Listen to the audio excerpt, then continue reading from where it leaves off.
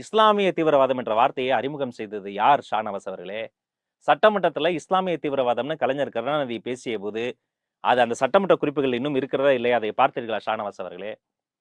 இஸ்லாமிய சிறை கைதிகள் நீண்ட நாட்களாக சிறையில் இருப்பவர்களை விடுவிப்பு செய்வேன்னு சொல்லிட்டு, அதை இப்போது வரை நிறைவேற்றாம இருக்கிற முதல் முறை முதல்வர் மு.க. ஸ்டாலினை குறித்து என்றாவது கேள்வி கேட்டு இருக்கிறீர்களா ஷானவாஸ் அவர்களே? இஃப்தார் நோன்பு திறப்புக்கு நாங்க ஒண்ணு பண்ணோம். 50 ஆண்டு தமிழ்நாட்டு நிலப்பரப்புல எந்த தலைவருடைய உருவத்தையும் போடாம உருவ வழிபாடே இல்லாத இஸ்லாத்துக்கு நாங்க லாயலா ஒரு இஃப்தார் நோன்பு திறப்பு பண்ணோம். கட்சி கொடி கட்டி வந்த காரை திருப்பி அனுப்பணும். நம்ம தலைவருடைய போட்டோ போட்டு பசங்க வருவாங்க, சட்டையை பிடிச்சிட்டு வேற சட்டையை போட்டு உடனே திருப்பி அனுப்பணும். பின்னாடி கூட எந்த பேக் ட்ராப்பும் இல்லாம ஒரு பச்சை துணியை போட்டு இஃப்தார் நோன்பு திறப்பு நாங்க பண்ணோம். ஆனா எப்போதுமே மு.க. ஸ்டாலின் படத்தை, கலைஞர் படத்தை போட்டு தான் இஃப்தார் நோன்பு திறப்பு திமுக பண்ணோம். அதை பற்றி ஏதாவது கேள்வி கேட்டீர்களா ஷானவாஸ் அவர்களே?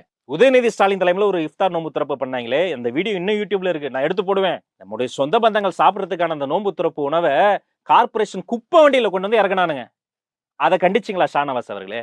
இஸ்லாமியர்களை எச்ச சோறுன்னாரு சிவாஜி கிருஷ்ணமூர்த்தி. அவர் மீது ஏதாவது நடவடிக்கை எடுத்தாங்களா? கைது பண்ணாங்களா?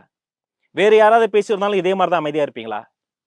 சிவாஜி கிருஷ்ணமூர்த்திக்கு ஒரு தனி சட்டமா?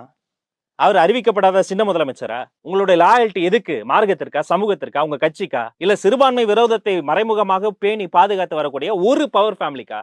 இதை எதையாவது பேசுனீங்களா? தந்தை பெரியாரில் காலத்தில் தொடங்கி தற்போது இருக்கிற தமிழக வெற்றி கழகத்தினுடைய வெற்றி தலைவர் விஜய் அவர்களினுடைய காலகட்டம் வரை தொடர்ச்சியாக இந்த சிறுபான்மை மக்களினுடைய நலன் சார்ந்து பேசி செயல்பட்டு வரக்கூடிய ஒரு நீண்ட நெடிய பாரம்பரியத்துல அவரும் ஒருத்தர் தான். ஆனா ஏன் அப்படி திசை மாதிரி அதிகார வெறியில் இருக்கிற ஒரு குடும்பத்திடம் சரணாகதி அடைந்திருக்கிறார் என்பதை அவர் சுய பரிசோதனை செய்து கொள்ள வேண்டும் என்று நான் சொல்லுகிறேன்.